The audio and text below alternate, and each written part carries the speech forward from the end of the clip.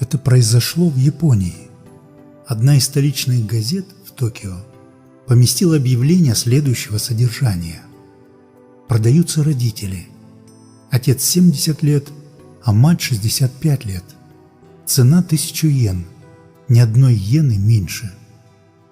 Люди, читавшие это странное объявление, удивлялись. Но и времена настали. Дети уже родителей продают. Другие добавляли: как только власти такое допускают. Но и шуму наделало это объявление.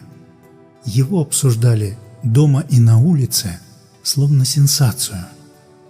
Газета с объявлением попала в руки молодой семье, которая недавно похоронила своих любимых родителей, погибших в автокатастрофе. Они пребывали в скорби, и чье-то желание продать родителей выглядело для них кощунственным. Они представили себе, что могут чувствовать несчастные родители в этой ситуации, чего им ждать от таких детей. Они решили выкупить стариков и окружить их своей любовью. Они взяли нужную сумму и отправились по указанному адресу. Когда супруги пришли на место, то увидели роскошную виллу, утопающую в цветах. Они подумали, что в объявлении закралась ошибка, но все же решили позвонить. Им открыл пожилой господин с приятной улыбкой. Они рассказали про объявление в газете, о том, что потеряли родителей и решили выкупить престарелую пару.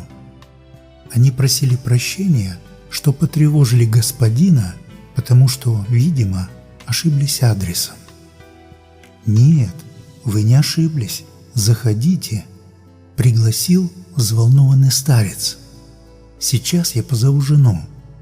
Он быстро вернулся вместе с женой и стал объяснять. «Видите ли, мы владельцы этого дома. Есть у нас и другое ценное имущество.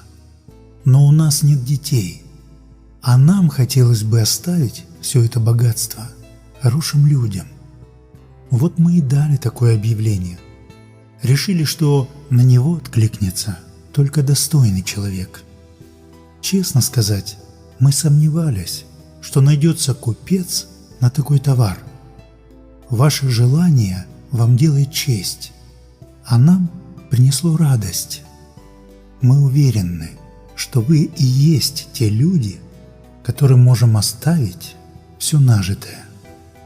Вот так хорошие дети нашли хороших родителей, а заодно и богатство. Ибо Бог заповедал: почитай отца и мать, и злословящий отца или мать смертью да умрет.